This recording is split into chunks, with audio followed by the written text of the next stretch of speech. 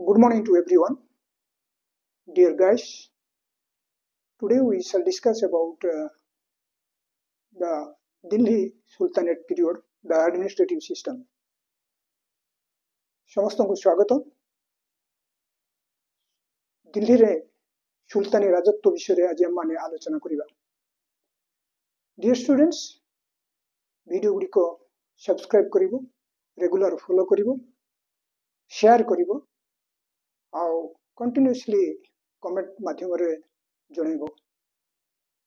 ଆଉ ଏଇଟା ହେଉଛି ଡାଇରେକ୍ଟ ଟିଚିଂ, ଏ ପ୍ଲାଟଫର୍ମ ଟିଚିଂ।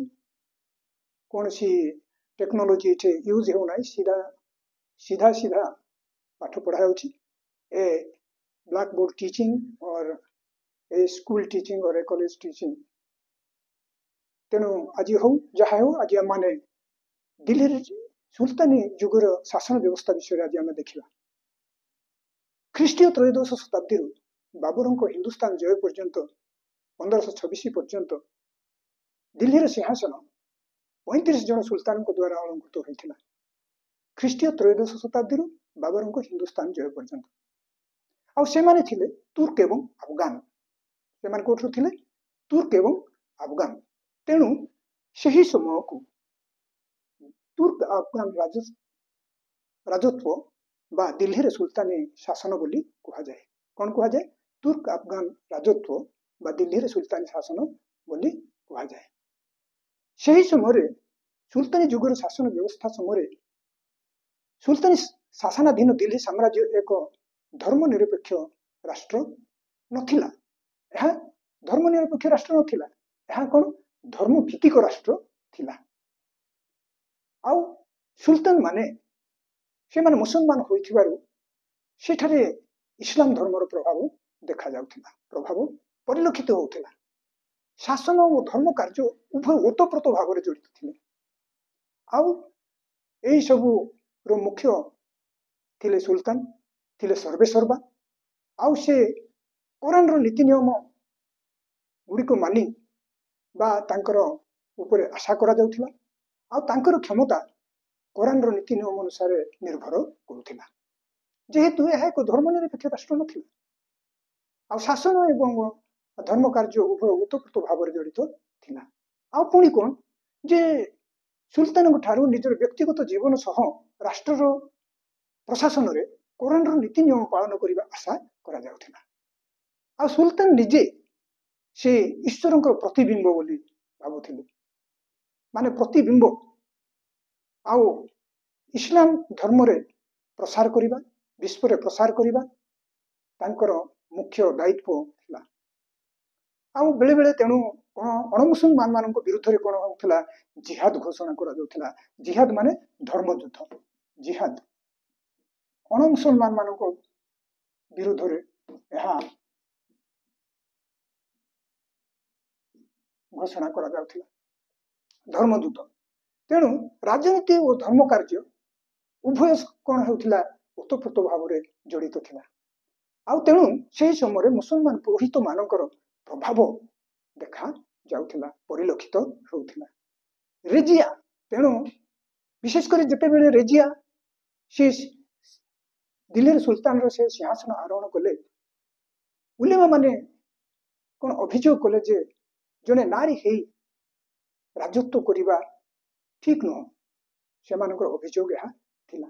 किंतु परवर्ती समय अलाउद्दीन खिलजी, मोहम्मद बिन तुगलक परी दक्ष शासक माने उलेमा मानकर प्रभाव को कौन करते न्यून कर। तेणु आम मैंने जानिलु जे जो दिल्ली शासनाधीन सुल्तान शासनाधीन दिल्ली धर्मनिरपेक्ष राष्ट्र नथिला, यह एक धर्मभित्तिक राष्ट्र थिला। धर्म एवं राजनीति उभय ओतप्रोत भाव में जड़ित थिला। से यह होची आम मानकर शासन व्यवस्था। वर्तमान आम देखा खलीफा विषय में देखा। खलीफा मुसलमान साम्राज्यर मुख्य बोली खलीफा धर्मगुरु, जी कि मुसलमान जगतर सर्वोच्च शासक बोली कहा जाए। आउ खलीफा से को स्वीकृति बिना कौन सी शासक सुल्तान पदवी से माने ग्रहण करि पारु नथिले। तेणु खलीफा प्रभाव अधिक रहुथिला। से किंतु वास्तव में देखा जाए जे ଖଲିଫା प्रभाव परवर्ती समय सुल्तान मानक उपरे एते प्रभाव नथिला। एहीपरिकी सुल्तान माने खलीफा को कौन करुथिले कर मध्य प्रदान करुनथिले। मात्र सुल्तान माने जेहेतु विदेशरू से माने आसीथिले तेणु नामक मात्र से माने कौन करुथिले खलीफा सहित कौन करुथिले एमाने नामक मात्र गोटे संपर्क रखुथिले। ओके, तेणु आम मानक कौन करने को पड़ो जे दिल्ली सल्तनत शासनाधीन सुल्तान शासन यह एक धर्म निरपेक्ष राष्ट्र मात्र नथिला, यह धर्म भित्तिक राष्ट्र थिला। तेबे आम माने वर्तमान देखिबा साधारण प्रशासन उपर आम माने वर्तमान देखिबा को उपर देखिबा साधारण प्रशासन। साधारण प्रशासन साधारण प्रशासन रे आमे देखिबा केंद्रीय शासन, स्वायत्त शासन एवं स्थानीय शासन। केंद्रीय शासन आमे देखिबा आ केंद्रीय शासन रे सुल्तान थिले सर्वेसर्वा आउ से ईश्वर प्रतिनिधि बोली निजको कहूथिले। आउ इस्लामीय आईन बा शरीयत प्रचलन करिबा तांकर मुख्य कार्य थिला। आज आम माने जहाँ डिस्कसन करूछु ताहा हेउछि कोन थिले जे दिल्ली रे सुल्तानी शासन। पाठर ना हेउछि कोन दिल्ली रे सुल्तानी शासन। दिल्ली रे सुल्तानी शासन। सुल्तानी शासन आम माने वर्तमान केंद्रीय शासन देखुछु जे एही केंद्रीय शासन रे आम माने देखिलु केंद्रीय शासन रे मुख्य सुल्तान थिले ईश्वर प्रतिनिधि आउ इस्लामीय आईन बा शरीयत प्रचलन करिबा तांकर मुख्य दायित्व थिला। सुल्तान एक छत्रवादी शासक थिले। से शासन केंद्र बिंदु थिले। से जहाँ चाहूथिले ताहा आईन रे परिणत होउथिला। एही परिकी विचार व्यवस्था मध्य से सर्वेसर्वा थिले। से समय राष्ट्र सुल्तानी समय राष्ट्र एक सामरिकवादी राष्ट्र थिला। ओके, से समय एक सामरिकवादी राष्ट्र थिला। तेणु सुल्तान कौन करुथिले सैन्य बाहिनी मुख्य थिले। आउ से सैन्य बाहिनी कर्तृत्व करुथिले। आउ तांकर सामरिक शक्ति तांको देशर माने शांति बा युद्ध समय से सैन्य बाहिनी परिचालन करिबा, देश रे शांति स्थापन करिबा, सैन्य बाहिनी नेतृत्व निबा, वैदेशिक आक्रमण देश को सुरक्षा देवा एवं आभ्यंतरीण विद्रोह गुड़ी को दमन करिबा सुल्तान मुख्य कार्य थिला। सुल्तान मुख्य कार्य कौन थिला जे देश रे शांति प्रतिष्ठा करिबा, युद्ध समय नेतृत्व नेबा, वैदेशिक आक्रमण देश को रक्षा करिबा एवं आभ्यंतरण विद्रोह को कौन करिबा दमन करिबा सुल्तान मुख्य कार्य थिला। ओके, तेणु सुल्तान शक्ति बा सम्मान बा गौरव सुल्तान कौन शक्ति बा सम्मान बा गौरव सुल्तान कौन करता व्यक्तित्व एवं चरित्र उपरे निर्भर करुथिला। किंतु हमको एति मन रखिया दरकार जे सुल्तान परे तांकर किए उत्तराधिकारी हेबो ताहा एक निर्दिष्ट नथिला। तेणु क्षमता अभिलाषी युवराज माने संभ्रांत व्यक्ति माने से माने बेले बेले कौन करुथिले से माने कौन करुथिले माने गृह युद्ध बा विद्रोह करिवार देखा जाउथिला। एहा थिला हम मानकर साधारण प्रशासन व्यवस्था। पुणी से समय मानकर सुल्तान को शासन कार्य सहायता करिवा पाए केते जन मंत्री माने नियुक्त होउथिले। ओके, सुल्तान को शासन कार्य सहायता करिवा पाए केते जन मंत्री माने से नियुक्त होउथिले। किंतु सुल्तान को कार्य से हस्तक्षेप करिवार कोनसी अधिकार नथिला। से माने हला निम्न प्रकार सुल्तान को उप सुल्तान बा नायब। प्रथम सुल्तान ना हेउचंती कि माने सुल्तान को शासन कार्य सहायता करिवा पाए केतेक मंत्री रथिले। प्रथम मंत्री हेउचंती उप सुल्तान बा नायब। उप सुल्तान बा नायब। द्वितीय हेउचंती वाजिर। तृतीय हेउचंती ओरिजी ममालिक। ओरिजी ममालिक, दबेरी ममालिक, सदर सदर, काजी ममालिक, बारिदी ममालिक ए पर सब आसी जिवो। ओके, कौन कौन आसी जिवो उप सुल्तान बा नायब, वाजिर, ओरिजी ममालिक, दबेरी ममालिक, सदर सदर, काजी ममालिक एवं बारिदी ममालिक। ओके आउ से समय मजलिसी खलवत नामक मध्य राजसभा थिला जहा कि गुरुत्वपूर्ण व्यापार रे कोन सुल्तान को परामर्श देउथिला तेबे हम वर्तमान देखिबा उपसुल्तान बा नायब उपसुल्तान बा नायब जतेबेले सुल्तान नाबालक थिले बा दुर्बल थिले सेही समय रे उपसुल्तान बा नायब से कोन होथिले नियुक्ति पाउथिले सेही समय से प्रधानमंत्री को ठारू बा वाजिर ठारू मध्ये अधिक क्षमताशाली होथिले एवं विभिन्न विभाग गुडी को से कोन करूथिले नियंत्रण करूथिले किंतु स्वाभाविक समय रे एही उपसुल्तान बा नायब वाजिर रो अधीनस्थ भाव कार्य करूथिले आउ थोर रिपीट करूची जतेबेले सुल्तान नाबालक थिले बा दुर्बल थिले सेही समय रे जने उपसुल्तान बा नायब से नियुक्त पाउथिले आउ से कोन करूथिले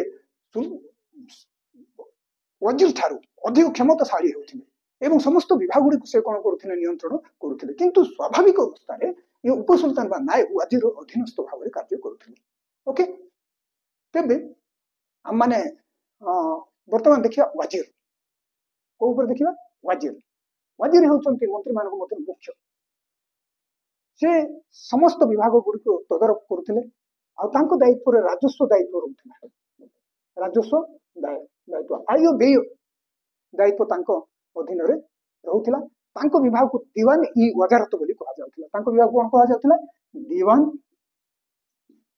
दीवान ई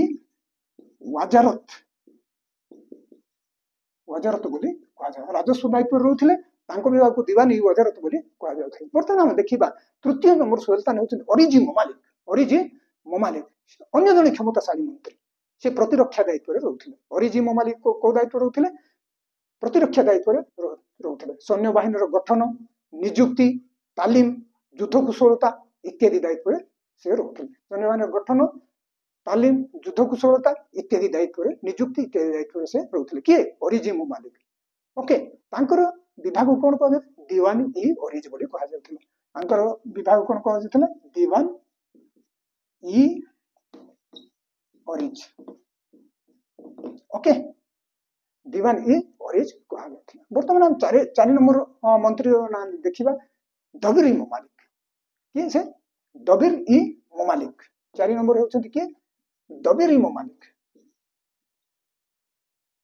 ई ममालिक देवतर दातव्य दायित्व रे रहउथिले ओके ये सदर देवतर दाता ये होचंती राजकीय पत्र आदान प्रदान नथि पत्र दलील दायित्व रे रहउथिले कोन राजकीय पत्र आदान प्रदान नथि पत्र एवं दलील दायित्व रे दबिर ई ममालिक रहउथिले ओके तांकर विभाग को दीवान ई इंसा कहा जाउथिला आको कोन कहा आको विभाग को दीवान ई इंसा दबिर ममालिक विभाग को दीवान ई इंसा कहा जाउथिला आ सदर जो 5 नंबर मंत्री से देवतर व दातव्य दायित्व रे रहउथिले आ तांको विभाग को दीवान ई रसालत कहा जाउथिला सदर कोन कहा जाउथिला सदर देवतर व दातव्य दायित्व रे रहउथिले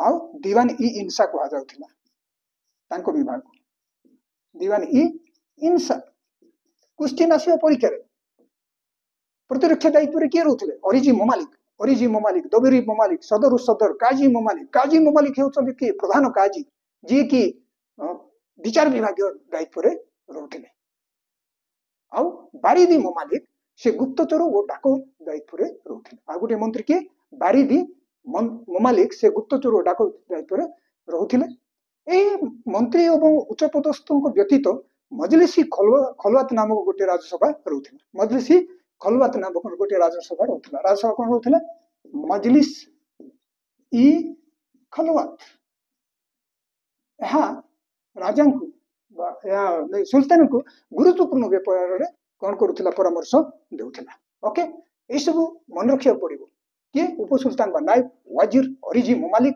दबिर ममालिक सदर काजी ममालिक बारिदी ममालिक आ मजलिसी खलवात ओरिजी ममालिक दबिर ममालिक सदर काजी ममालिक बारिदी ममालिक देन मजलिसी खलवात होची गोटे राज्यसभा वर्तमान हम देखिबा प्रादेशिक शासन ओके वर्तमान हम देखिबा प्रादेशिक शासन हमें देखिलो जे केंद्रीय शासन हम देखिलो वर्तमान प्रादेशिक शासन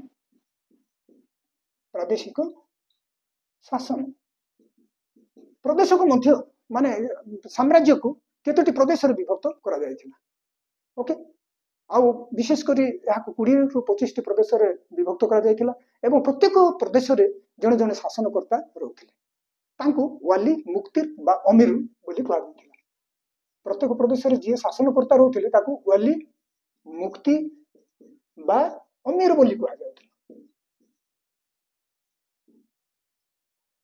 अमीर बोली कहला जायथिला ओके तेबे सुल्तान मानक माने केन्द्र सुल्तान मानक परी